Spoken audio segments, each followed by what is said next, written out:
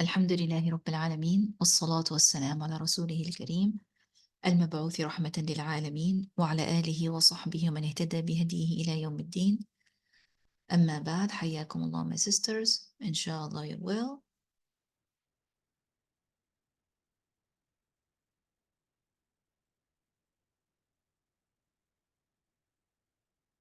Inshallah today we look at understanding of Surat Al-Jumu'ah.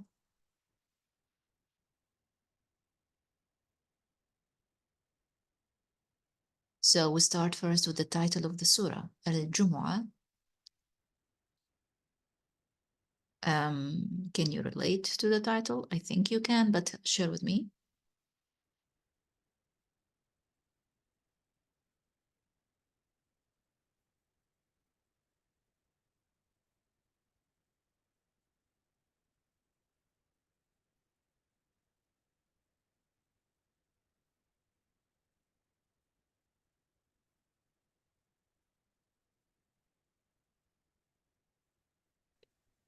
Friday Jumu'ah. What do you mean by Friday Jumu'ah? So, um,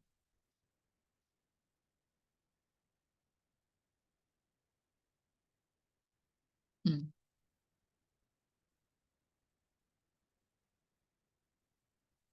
The Jumu'ah prayer. Okay, so Jumu'ah prayer. So Jumu'ah prayer happens on a day that is called as well Al-Jumu'ah. So that is the Friday bit, I think. Maybe this is what you meant. But we don't call it Friday Jumu'ah, we just call it Jumu'ah or day. So whether you have reference to the day is called Yawmul Jumu'ah. So we call As-Sabt, Al-Ahad, Al-Ithnain, Al-Thulatha, Al-Arbi'a, Al-Khamis, Al-Jumu'ah. That's the name of the day. And as well is the name of the prayer in that day. Okay. So what is the, or what does it relate to, the Jumu'ah? So you're already now familiar with the name because of the Salat, but what does it relate to? Al-Jumu'ah.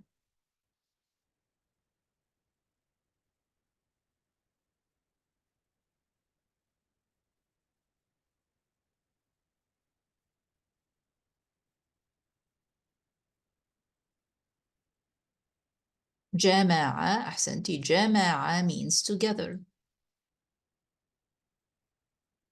For example, one of the names Allah subhanahu wa ta'ala called Yawm al-Qiyamah, he called it Yawm al-Jum'a. See, Yawm, this is Jama'a, this is the verb. Jama'a, together, together. Together, something or someone, like people or things. So if you Jama' al-aqlam, for example, you gathered all the pencils in your hand.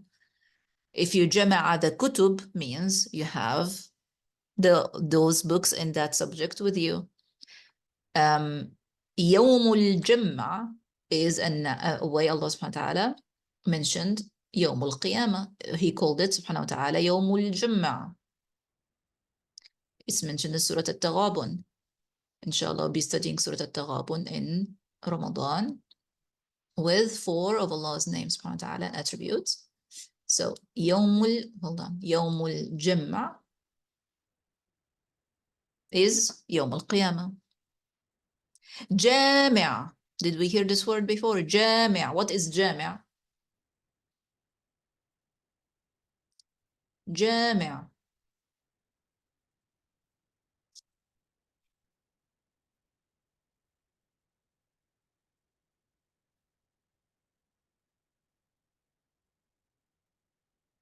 Well, we don't hear Jami'.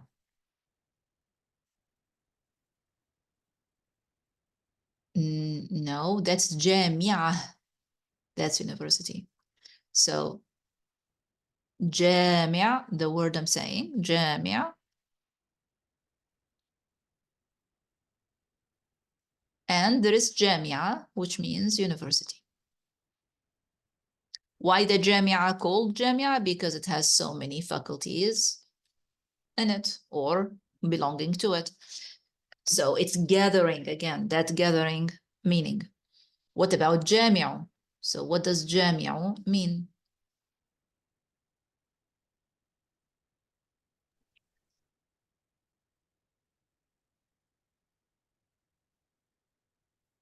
Okay. No, my sister. It's how we call the big masjid. We call it al-jami'ah. Uh, in Egypt, for example, if someone want to go to pray in the masjid, they could say, I'm going to pray in the jami'ah, or they could say, I'm going to pray in the masjid. So we used both words, but jami'ah in particular is for the big mosque. So there are mosques, for example, that have certain capacity, maybe 100 or 200 person to pray, and there are masjids that have 500 or more to pray. So we call that jami'ah. Okay, so these are words that maybe you're not familiar with all of them, but I think you need to be familiar with, even if you're not familiar with the root, but at least Yawmul Jama mentioned in the Quran for Yawmul Qiyamah, Jami' for a big masjid, Jamia if you want for university as well. So all these words have something to do with gathering together. And this is the title of the surah, Suratul Jumu'ah. Suratul Jumu'ah. So it didn't say Surat Yawm al-Jumu'ah. It didn't say the word Yawm. It mentioned al-Jumu'ah. So for us, it means gathering. It could reference to the prayer we're going to see as we're learning from the surah, inshallah. The surah starts with أعوذ بالله من الشيطان الرجيم. بسم الله الرحمن الرحيم يسبح لله ما في السماوات وما في الأرض الملك القدوس العزيز الحكيم. So let's go little by little. يسبح. يسبح. When we hear يسبح, what do we think about or what we relate it to? يسبح.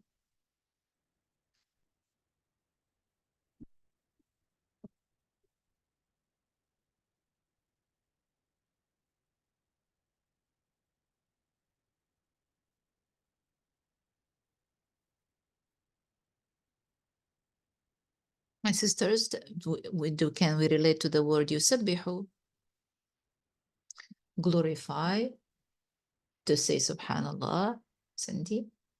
So yes, it's actually in the present tense, glorifies, praises, because tasbih as well can have the meaning of alhamdulillah, can be a praise for Allah subhanahu wa ta'ala as well. And tasbih is a praise. So we say glorifies or we say praises in the present tense. In the present tense. Why I say that? Because if I ask you, for example, to look at a different surah that started with tasbih, so you have surah start like Surah Al-Isra, Subhana alladhi asra bi'abdihi. Surahs that are close to Surah Al-Jumu'ah, like for example, Surah Al-Saf. Look how it starts. سبح لله ما في السماوات وما في الأرض وهو العزيز الحكيم. So here it says سبح. In Surah Al-Jumu'ah it says يسبح. So being in the present tense is something we're going to note later, but have a note or a mark in your note because of that. That in the first verse, it's in the present tense, not in the past. So يسبح لله, so glorifies or praises for Allah subhanahu wa ta'ala. ما في السماوات. What is ما?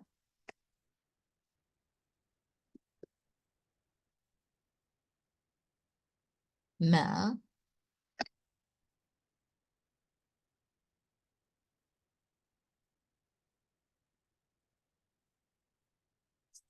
What? سنتي. في السماوات. It can be what or it can be not. أحسنتي. Here it's what? جزاك الله خيرا. في in السماوات, the skies. So سمائي is one sky, samawati are skies. And they're called skies, or for the singular it's called sky because it's above us, because in Arabic sama, the verb sama means to go higher up. So ما في السماوات, so glorifies, praises for Allah, what in the skies. وما في الأرض. وما في الأرض, and what in the earth. أحسنتي. Okay, الملك. subhanahu wa ta'ala. Al-Malik. What does Al-Malik mean?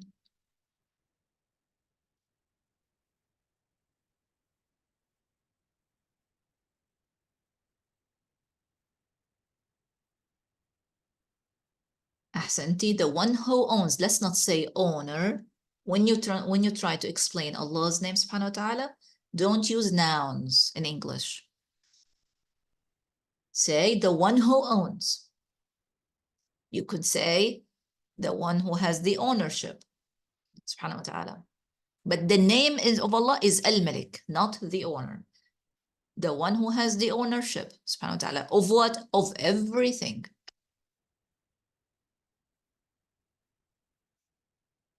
Of everything. Where is everything? It's included in the name. For example, who has the ownership of your hearing? You say, I hear or I see, I can close my eyes and I can open them.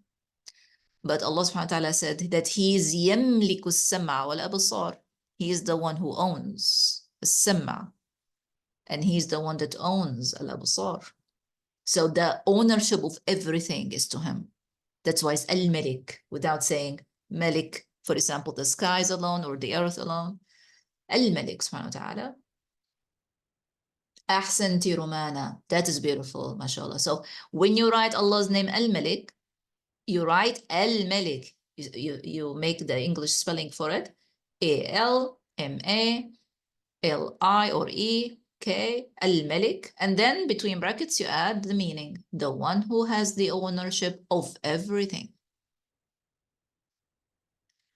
And having the ownership of everything means having the control over it. And having the control over it means he is the one who decide what to do in it. So he has the ownership involves everything, the decision, the decree, what happens in everything. Al-Malik. And then Al-Quddus.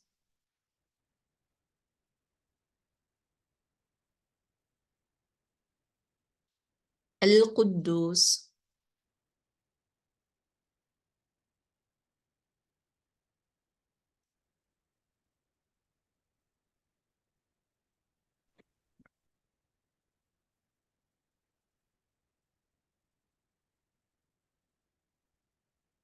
No, we don't try to put Allah's name into another name. Try always to think of a verb to explain, not another noun.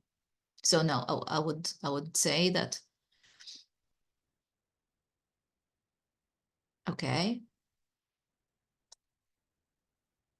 Who knows Allah's name? Al-Quddus, subhanahu wa ta'ala.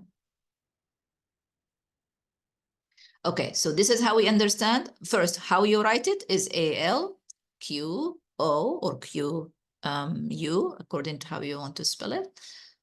And then D-O-O-S, Al-Quddus, or maybe double D. So Allah's name Al-Quddus means the one who has.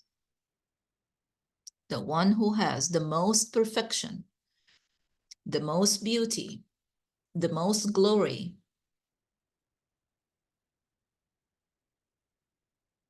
Al-Quddus, the one who has the most perfection, the most beauty, the most glory, and as well the most holiness.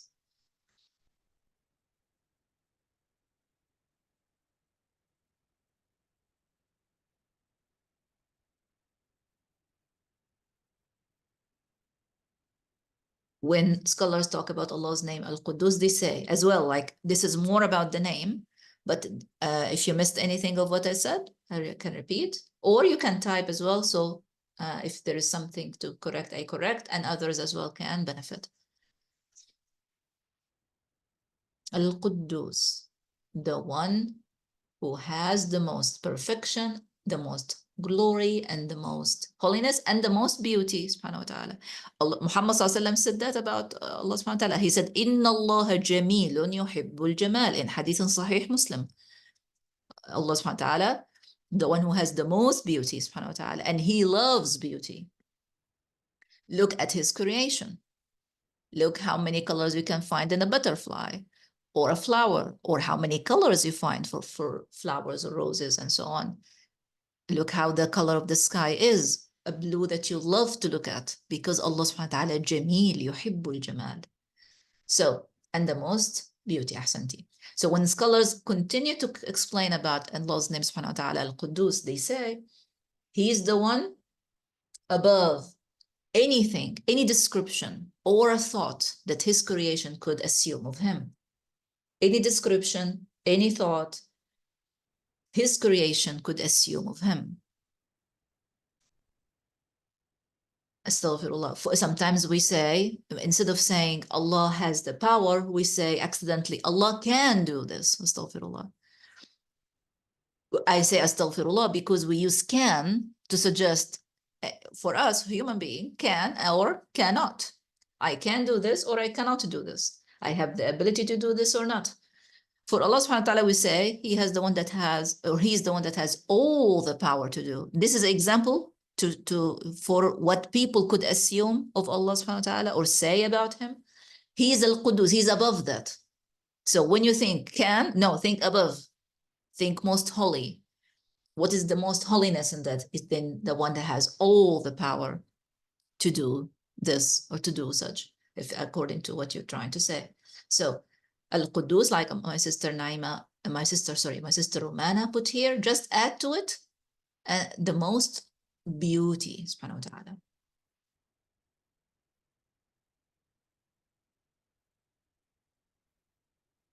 So we understood Allah's name Al-Malik, we understood Allah's name Al-Quddus.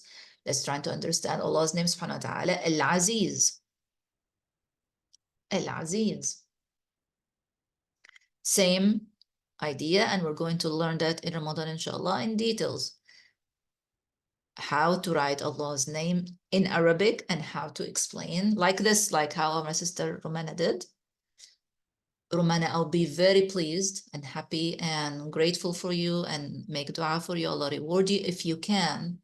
After the class, mention the names of Allah subhanahu wa ta'ala we discussed and write them like this. So, Al-Malik, you write it in English as well. And then you write the meaning under, and Al-Quddus as well. Would you do that?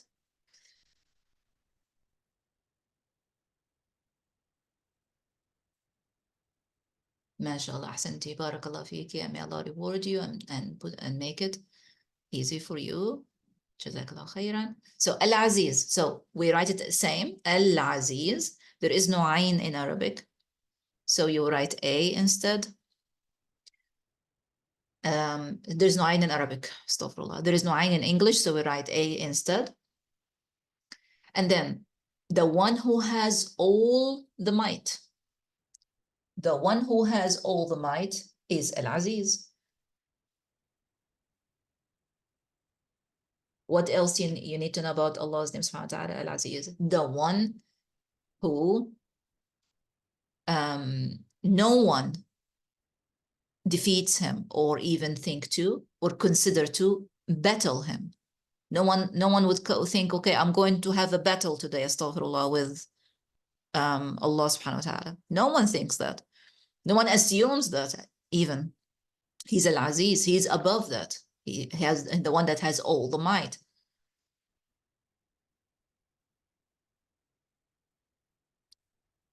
The one who, still in Allah's name, Al-Aziz, subhanahu wa ta'ala, that everything else is in severe need of His mercy, of His support, subhanahu wa ta'ala, but He has no need for them.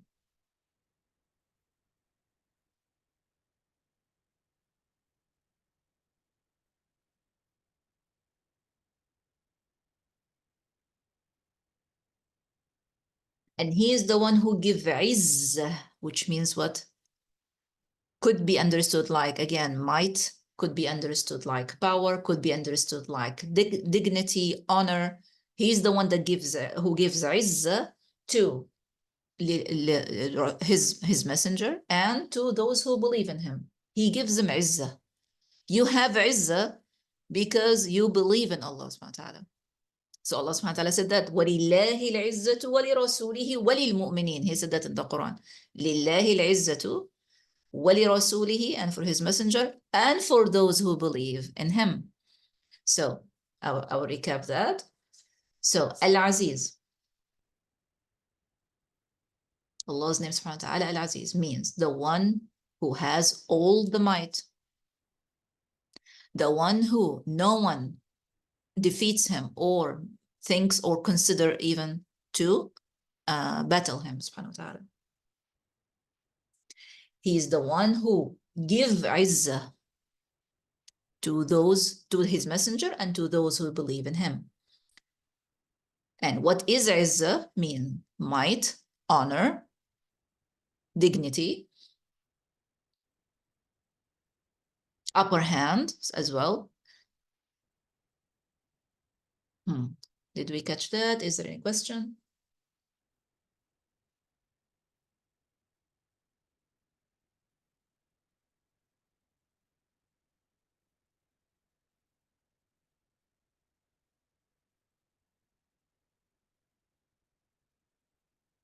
Al-Aziz, the one who has all the might, the one who no one can battle.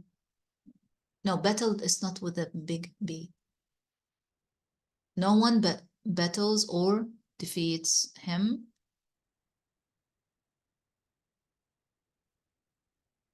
The one, everyone needs his support and his mercy as well. And he doesn't need them. The one who gives izzah to, you have to carry on with after izzah, the one who gives izzah to his messenger and for those who believe in him.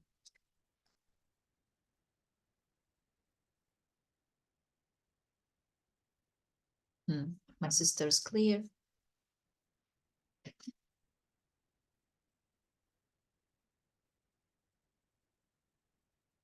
To his messenger and those who believe in him. Okay. Okay. Al-Hakim, and the one who gives izzah, honor, dignity to his messenger and those who believe in him. Ahsantum. MashaAllah, tabarakallah.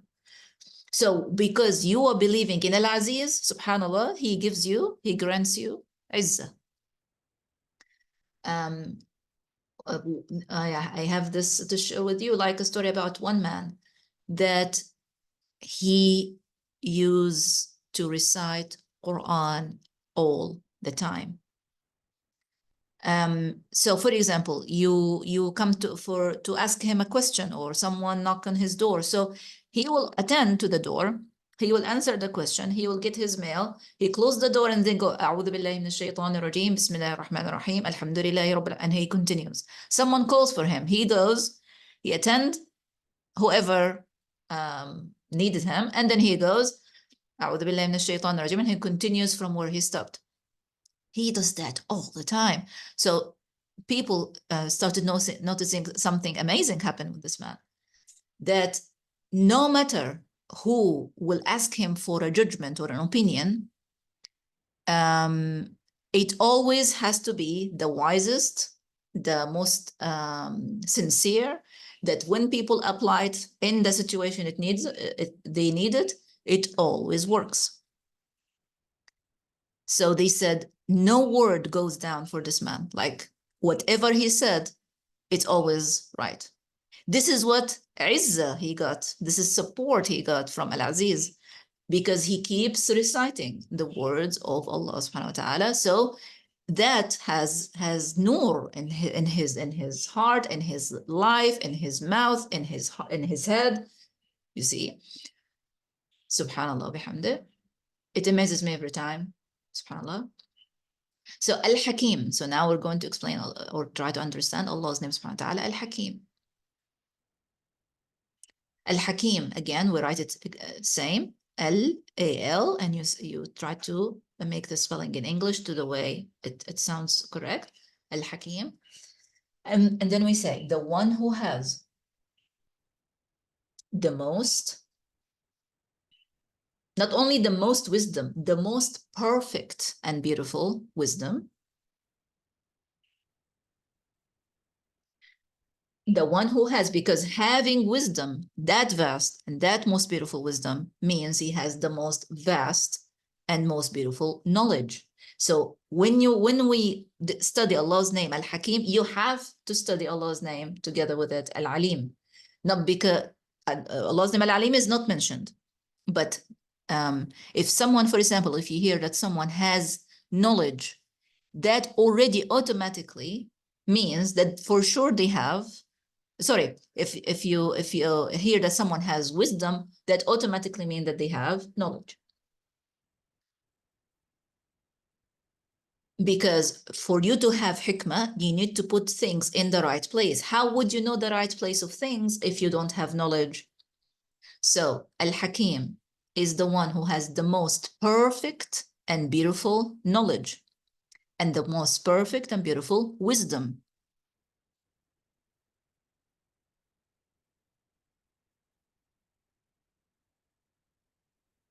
So look now at the verse as a whole. Allah subhanahu wa ta'ala says, أعوذ بالله من الشيطان الرجيم بسم الله الرحمن الرحيم يسبح لله ما في السماوات وما في الأرض.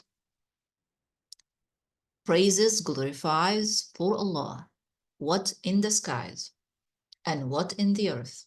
Al-Malik, Al-Quddus, and you already have the meanings. Al-Aziz, Al-Hakim, subhanahu wa ta'ala. Does the tree in your backyard does tasbih lillah subhanahu wa ta'ala? Yes. The ant walking on your windowsill, does tasbih lillah subhanahu wa ta'ala? Yes. The bee buzzing around the flower? Yes. Everything. ما في السماوات وما في الأرض. وهو العزيز سبحانه وتعالى ملك القدوس العزيز الحكيم. So, did we understand first? Do we have any question?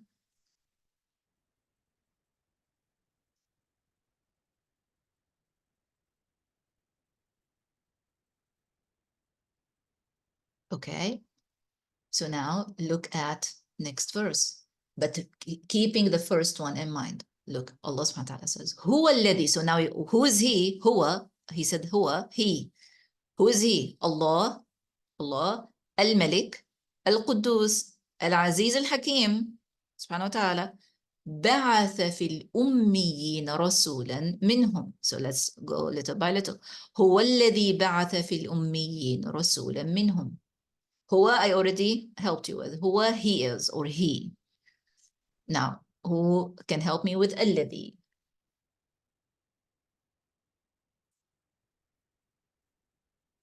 Al-Hakim, the one who has the most and perfect and beautiful knowledge and the most perfect and beautiful wisdom. MashaAllah, tabarakallah.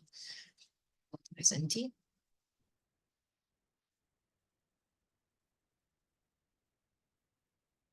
Okay, الذي. الذي. الذي is the one who, أحسنتي. Those would be الذين. الذي is about Allah subhanahu wa ta'ala. So the one who بعث. بعث.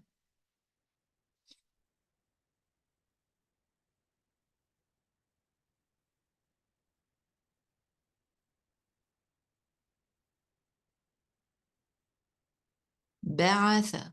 He sent. So the one who sent في الأميين.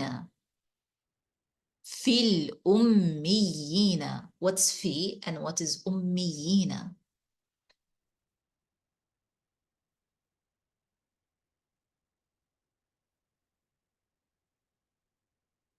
To the unlettered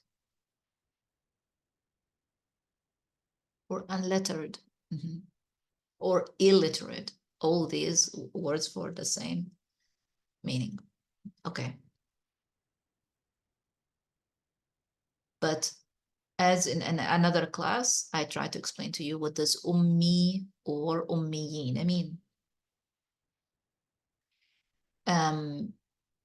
Al-ummi means the one who, if you ask them to read or write, they will say, I didn't know how to read and write. Right? Can't read or write. But this is not exactly how it's used among the Arabs. Because if you think about it, Arabs not only knew how to speak and how to write words, they used to write most beautiful um, poetry, and they used to hang it on the Kaaba. So it was in words. أحسنتم. So for you to understand exactly what Allah subhanahu wa ta'ala says, al-ummiyina, you know that here some said unlettered Arabs. Arabs knew Arabic very well. Maybe they were behind or not advanced in so many things. They didn't even have a constant supply of water. But in their language, specifically, they were very advanced. They would read it, they would write it. Arabic didn't have, as you can see here in the Quran, didn't have all these symbols like the dhamma, the fatha. Arabic doesn't have that. Even the dots, Arabic doesn't have it. The original language, Arabic language, doesn't have any of that. And they used to write it like that and read it and preserve it, right? So when you say ummiyina, so now if you only think ummiyina means the one who doesn't read and write, that won't explain ummiyina for you, would it?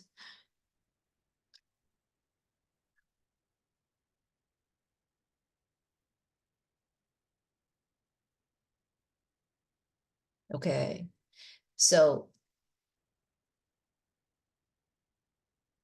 my sister, okay, the one who didn't learn how to read and write, if we think that about the Arabs used to write the poetry. You said it yourself a second ago. And Allah called them ummiyin. So if we think that ummi means only the one who doesn't read and write, you're not understanding the word ummiyina fully.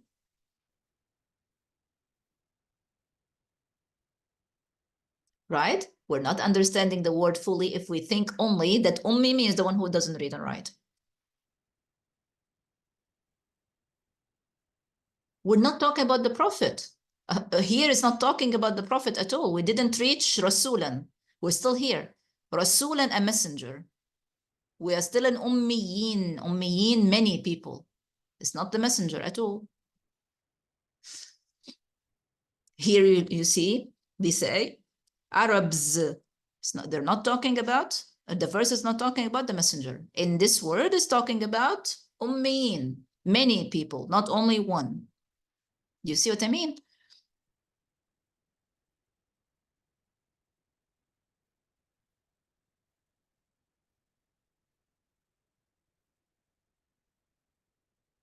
Okay.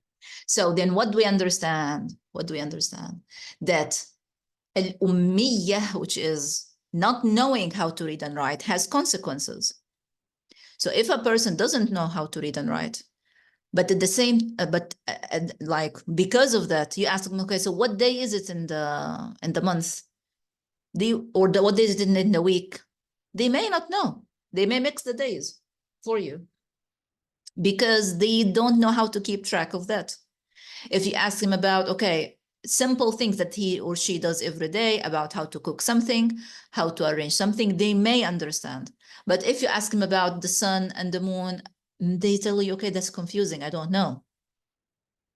So because their lack of access to knowledge, you see now the word knowledge is there, their lack of access to knowledge make their life not advanced. Some of them could read and write. So here when Allah subhanahu wa ta'ala says ummiyina, it's not talking about all the Arabs, like here say, it's the majority of the Arabs. So some of them did learn how to read and write. And those were the ones who wrote the poetry and all that. But the majority didn't learn how to read and write. And the impact of that in their community or society, that they were not advanced. So now we understand it better.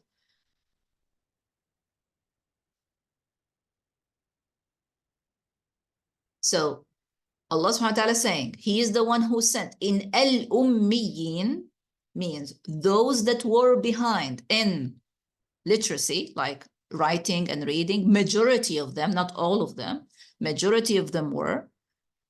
And that impacted their them to be advanced in, let's say, building things or inventing things. They were not advanced in that. They had a shortage or lack of knowledge because of their lack of access to reading and writing. So when we think reading and writing, don't only think it's this person doesn't read and write, therefore they're ummi. No, doesn't read and write, and how that impacted the amount of knowledge they have. So, and of course, if they're living as a group, that will impact all the group. So in those ummiyin that we're talking about, that have no access to constant water, that they would have to go dig from place to place to find some water so they can drink and their families. They live very simple life. They have only 2 meals a day, one around Ghadat, which is around like the time before Dhuhr, and another one around the sunset, or after the sunset. They had 2 meals a day, traditionally, not more than that. Very simple, very basic life. Ummiyin. Allah subhanahu wa ta'ala sent in those Rasulan. Rasulan. So what does Rasulan mean?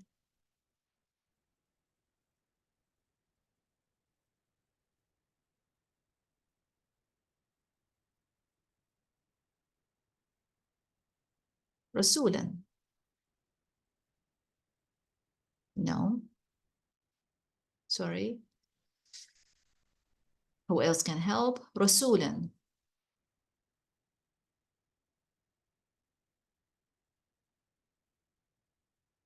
Rasulan is one messenger, a messenger. He is the one who sent in al-Ummiyin Rasulan, a messenger. Sent a messenger, Rasulan. Minhum. Minhum.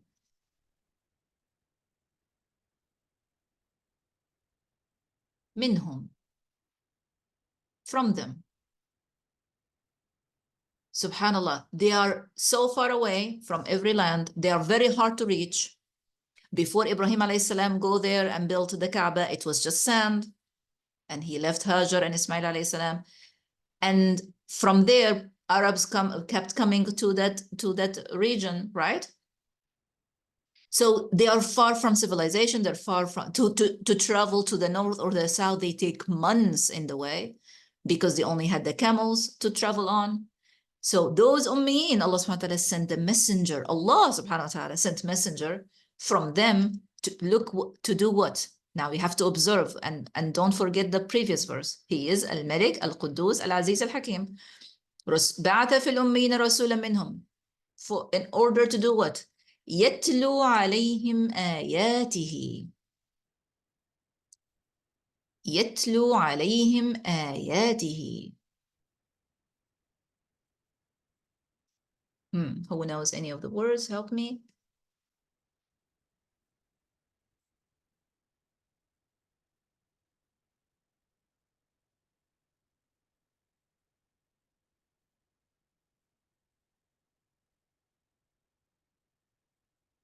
To recite. يتلو عليهم. أحسنتم.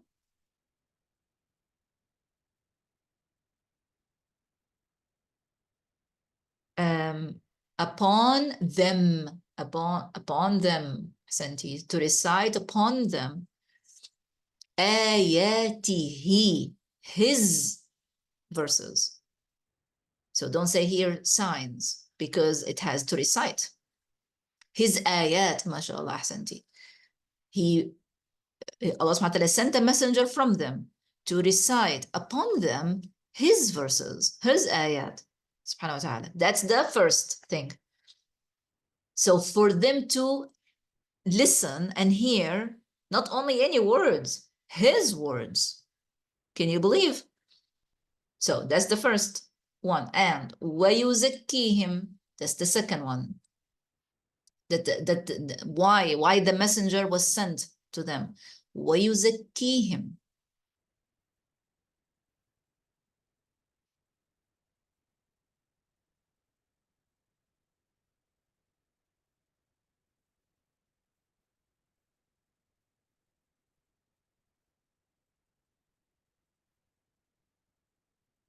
To purify and grow, أحسنتي. To purify and grow them. Give them means to grow and then give them means to purification. Zakat or zakah means to purify and grow. This is how Arabs use the word zakah, purification and growth. So to give them means of purification, to give them means of growth, that's the second one. Third, ويعلمهم الكتاب والحكمة. يعلمهم الكتاب والحكمة. الله أكبر. ويعلمهم, to teach them, because they were أميين, but it didn't say teach them to read and write. It says what? يعلمهم الكتاب والحكمة, which were they lacking because of their أمية. Teach them the book, and الحكمة is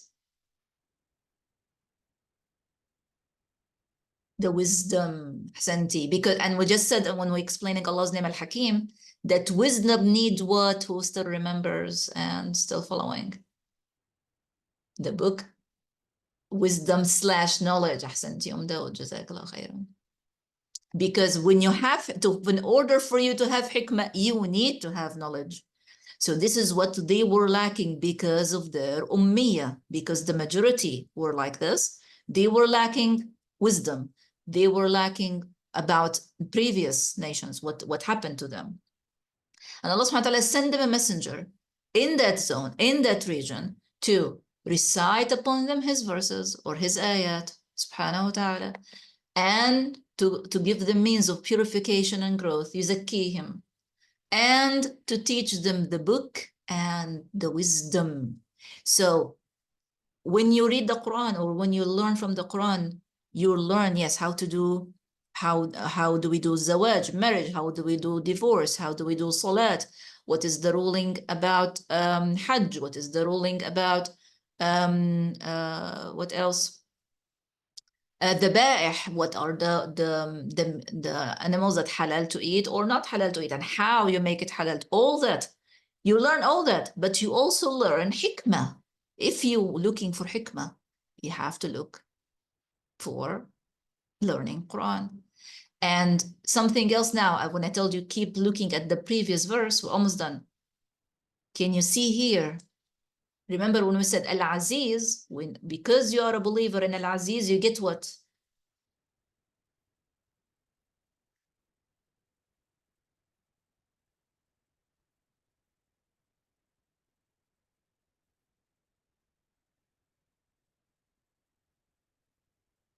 No, عزة. أحسنتي. When you're close to Al-Aziz, you get عزة. So when you're close to Al-Hakim, when you read his book, what do you get? You get hikmah. And hikmah is to be taught to you. Taught to you. When you listen to Muhammad sallallahu hadi about something, when you listen to that, when you listen to what he said and you do it, you are acting with hikmah. Because this is what Allah subhanahu wa ta'ala said. He sent the messenger to teach them the book and the wisdom. To teach them the book and the wisdom. Ahsanti. Allahu Akbar. I'm happy that you realized that, my sister. All go back to who he is, Allah subhanahu wa ta'ala. He's al-Malik, he's al-Quddus, he's al-Aziz, he's al-Hakim. And he sent you to do what? For you to get izzah. For you to get hikmah, subhanahu wa ta'ala. Okay, and then, I won't take long because it's over the time already. So we still have the remaining part of verse number 2, inshallah. Jazakumullah khairan for joining me. May Allah subhanahu wa ta'ala accept from all of us. Allahumma inna nas'aluka al-jannata wa ma qarraba ilayha min qawlin wa amal wa na'udhu bika min an-nar wa ma qarraba ilayha min qawlin wa amal. Assalamu alaikum wa rahmatullahi wa barakatuh.